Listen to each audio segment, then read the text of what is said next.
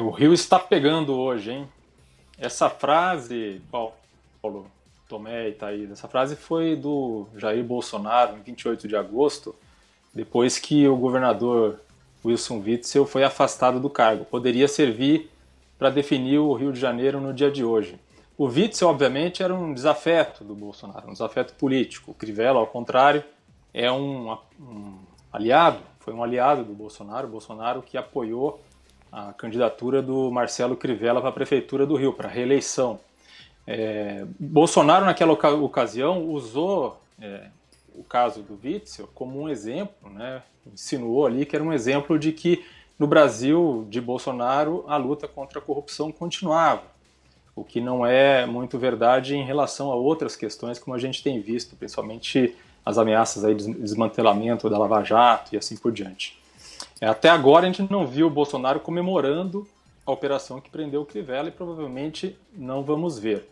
Agora, essa operação do MP é muito interessante, muito reveladora, né? Ela mostra um esquema de propinas que supostamente teria arrecadado 50 milhões de reais e, como disse a Thaís, um esquema que continuou e não parou. Um dos motivos pelos quais essa prisão foi feita, mesmo nas vésperas do Natal e às vésperas de o Crivella devolver o cargo, né, entregar o cargo, é o fato de que o MP diz que esses crimes continuam, quer dizer, eles não foram suspensos, eles não pararam nem mesmo com a continuidade das investigações.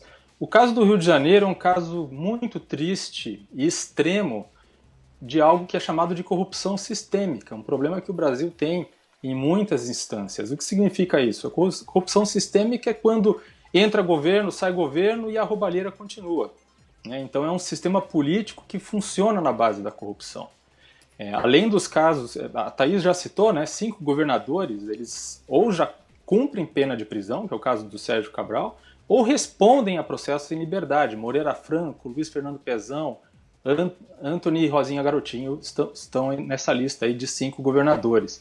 E além disso, nos últimos anos já foram investigados ou presos 3 ex-presidentes da Assembleia, quase 3 dezenas de deputados estaduais, um senador, um ex-presidente e outros 4 conselheiros do Tribunal de Contas, 2 ex-procuradores gerais de justiça e desembargadores, tudo isso no Rio de Janeiro. Agora um prefeito passando pela cadeia. O que isso mostra? O que é surpreendente nessa história é que, apesar das investigações e apesar das punições, que são importantes, como disse o Tomé, os detentores do poder no Rio de Janeiro não se acanham de criar ou continuar esquemas de corrupção, né, de esquemas de propina ou outros crimes. Né? O que isso mostra? Que as punições são importantes, mas não bastam. Né? Precisa reformar as instituições, precisa melhorar práticas de transparência de contas públicas.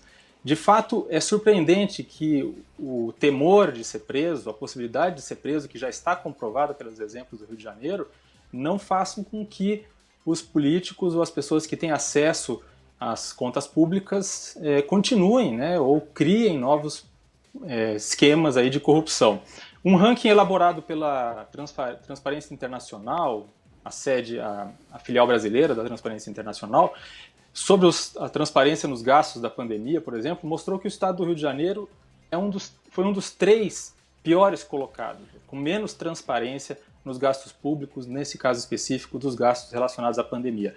É um ranking que se refere aos estados, mas, enfim, já é sintomático do que é o estado do Rio e do que é a cidade do Rio. Então não dá para o Rio de Janeiro continuar assim, e é um exemplo de que a agenda anticorrupção não pode ser de forma alguma abandonada, como tem feito o atual governo federal, que inclusive, né, na figura do presidente, que tem membros da própria família que são denunciados e investigados.